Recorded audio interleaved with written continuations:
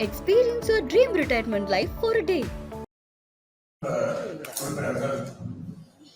மாதவரம் சுதர்சனம் அவர்களே, ஆர்டிசி அவர்களே, தாயகன் கவி அவர்களே, நிக்கில் மோகன் அவர்களே, அரவிந்த் ரமேஷ் அவர்களே, மயிலை வேலு அவர்களே, ஜோசப் சாமிநாத் அவர்களே, காரபாகம் கணபதி அவர்களே, கருணாநிதி அவர்களே, கே பி சங்கர் அவர்களே, மருத்துவர் எழுந்தர் அவர்களே, சகோதரர் பரந்தாமன் அவர்களே, சகோதரர் வெற்றியரன் அவர்களே, ஐடிஎஸ் மூர்த்தி அவர்களே, சகோதரர் எபினேசன் அவர்களே, சகோதரர் பிரபாகராஜா அவர்களே, சகோதரர் ஹசன் மோகன் அவர்களே, வணக்கத்திற்குரிய மேயர் சகோதரி பிரியா அவர்களே, துணை மேயர் மகேஷ்குமார் அவர்களே, தலைமைச் செயலாளர் உள்ளிட்ட அனைத்து அரசு அதிகாரிகள் அவர்களே, அனைவருக்கும் என்னுடைய காலை வணக்கம்.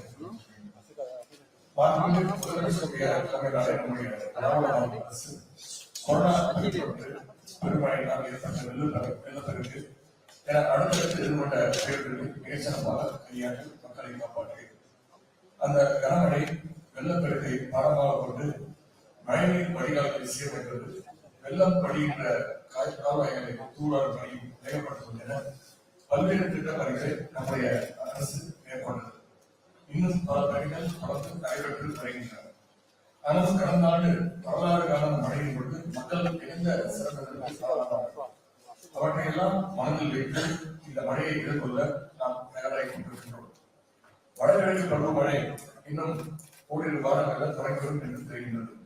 அதனால் மழைநீர் வடிகால் பணி, மின்வாரிய கேபிள்களை அமைக்கும் பணி, குடிநீர் குழாய்களை அமைக்கின்ற பணி என ஏற்கனவே செய்து வரும் பணிகளை விரைந்து முடிக்கும் பணி எல்லாம் நான் கேட்டுக்கொள்கின்றேன்.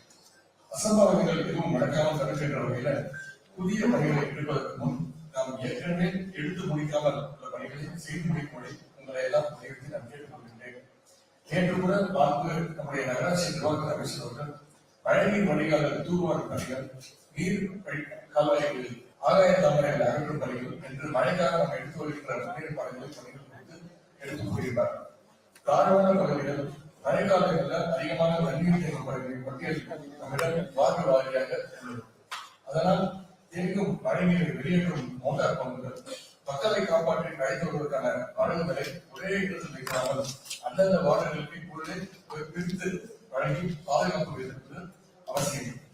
தாமதத்தை தவிர்க்க எங்கெல்லாம் மழைநீர் அதிகமாக தேங்குமோ அதற்கு அருகிலேயே சமையல் கூடங்களை அமைத்து சமைத்து வழங்கினால் மக்களுக்கு உரிய நேரத்தில் நம்மால் உணவு வழங்க முடியும்.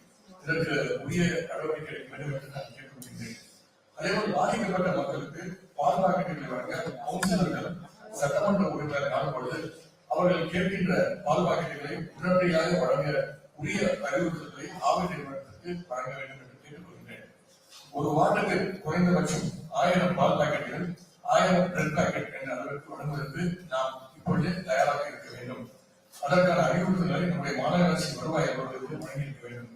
சென்னையில் அம்பத்தூர், மாதவரம், காக்கலூர் ஆகிய இடங்கள் ஆவின் பால் பாக்கெட்டுகள் தயாரிக்கப்படுகிறது. கடந்த மழையில் அந்த பகுதியில் மழை நீர் சூழ்ந்ததால் பால் பாக்கெட்டுகளை அங்கிருந்து வெளியே எடுத்து வருவதில் சிரமம் ஏற்பட்டது. அது போன்ற சூழல் ஏற்படாத வகையில அந்த இடங்களை ஆய்வு செய்து சரி செய்யுமாறு கேட்டுக்கொள்கிறேன். கடந்த ஆண்டு பெய்த கனமழையின் பொழுது பெரும்பாலான இடங்களில் மின் இணைப்பு துண்டிக்கப்பட்டது, செல்போன்களும் செயல்படவில்லை. நிவாரண பணிகளை மேற்கொள்ள ஒருவரை மற்றவர்கள் தொடர்பு கொள்ள மிகுந்த சிரமமான சூழ்நிலை ஏற்பட்டது.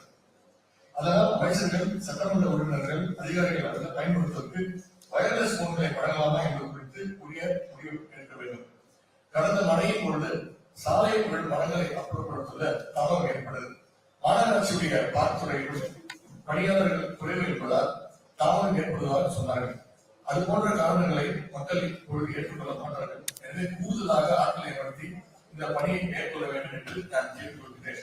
அதேபோல் மரம் வெட்டும் உபகரணங்களை கூடுதலாக எடுத்து வைத்திருப்பதையும் உறுதி செய்ய வேண்டும்.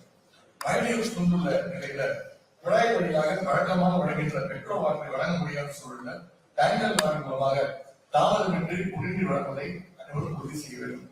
குடியிருப்புகளை மழைநீர் சூழ்ந்திருக்கும் பொழுது நம்மால் விநியோகித்து வழங்க முடியாது. அதனால் தாழ்வான பகுதியில் உள்ள இபி பாக்ஸ்களை இப்பொழுதே உயர்த்தி வைப்பதற்கான நடைமுறை மேற்கொள்ள வேண்டும். மழைநீர் சூழ்ந்துள்ள ஒட்டுமொத்த பகுதியும் இருள் மூழ்கிவிடும் பொழுது வீடுகளுக்கு மின் இணைப்பு வழங்காவிட்டாலும் ஜெனரேட்டர் மூலம் பிரதான சாலைகளும் இணைப்பு சாலைகளும் லைட்களை கட்டி போக்கஸ் லைட்களை கட்டி எரியுடன் என்ற கடந்த மழையின் பொழுது மக்கள் கோரிக்கை வைத்தனர். அதையும் கவனத்தில் எடுத்துக் கொள்ளுமாறு நான் கேட்டுக்கொள்கிறேன்.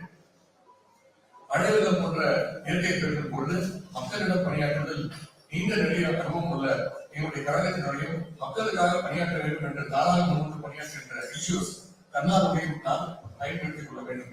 ஒவ்வொரு வார்டுகளிலும் சட்டமன்ற உறுப்பினர்கள், அரசு அலுவலர்கள், உள்ளாட்சி பிரதிநிதிகள், இளைஞர்கள், என்ஜிஓஸ் தன்னார்வலர்களை போன்ற வாட்ஸ்அப் குழுக்களை நாம் உருவாக்க வேண்டும். மீட்பு பணி, உணவுப் பொருட்களை மக்களிடம் கொண்டு சேர்ப்பது போன்ற பணியில் அவர்களை நாம் பயன்படுத்திக் கொள்ளலாம். ஒவ்வொரு சட்டமன்ற தொகுதிகளிலும் சட்டமன்ற உறுப்பினருடைய தலைமையில் இயக்கும்படி உள்ளாட்சி அமைப்புகளுடைய பிரதிநிதிகள், அரசு அலுவலர்களை அறிவுறுத்த வேண்டும். செல்ல மாநில நகர்ப்புற வாழ்விட மேம்பாட்டு வாரிய குடியிருப்புகள், பழமையான சுனாமி குடியிருப்புகள் போன்ற இடங்கள்ல வாழும் மக்களை எச்சரிக்கை வைத்து அவர்களை அங்கிருந்து அப்புறப்படுத்தி பாதுகாப்பான இடத்துல தங்க வைக்க வேண்டும். மழைநீர் தேங்கும் பகுதிகள், ரிலீஃப் சென்டர்ஸ், மோட்டார்கள், போட் உட்பட நம்மிடம் கையிருப்பில் உள்ள உபகரணங்கள், சமயக்கூடங்கள், தன்னார்வலர்கள் குறித்த விவரங்கள் என ஒட்டுமொத்த தகவலையும் ஒரே இடத்தில் ஒருங்கிணைக்கும் வகையில் நம்முடைய சென்னை மாநகராட்சி கட்டுப்பாட்டு அறையான integrated command and control centre ICC மேலும் பலப்படுத்துவது அவசியம். சமூக வலைதளங்களில் வருகிற மக்களுடைய கோரிக்கைகள், புகார்கள், அதேபோல் மக்கள் பிரதிநிதிகளுடைய கோரிக்கைகள், அவற்றுக்கான தீர்வுகள் என அனைத்தும் ICCC மூலம் ஒருங்கிணைக்கும் வகையில் இந்த கட்டுப்பாட்டு அறை இருக்க வேண்டும் என்று நான் கேட்டுக்கொள்கிறேன். மழை நேரத்துல நான் தினமும் அந்த கட்டுப்பாட்டு அறைக்கு வந்து அன்றன்று நடந்த பணிகளை ஆய்வு செய்து மறுநாள் மேற்கொள்ள வேண்டிய பணிகள் குறித்தும் அறிவுறுத்தப்படும் என்பதையும் தெரிவித்துக் கொள்கிறேன். மக்கள் பிரதிநிதிகளுக்கும் அரசு அலுவலர்களும் அதிகாரிகளும் நம்முடன் களத்தில் இருக்கிறார்கள் என்று எண்ணம் ஏற்பட்டுவிட்டார்.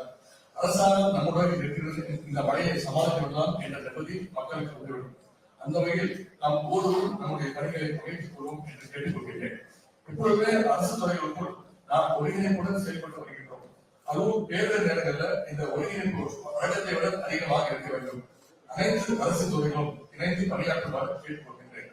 அதேபோல் மக்களுடைய கோரிக்கைகளுக்கு நாம் தீர்வு காணும் பொழுது அதற்கான ரிப்ளை பதிவுகளை உடனுக்குடன் சமூக வலைகளில் அளிக்க வேண்டும் என்று கேட்டுக்கொள்கின்றேன்.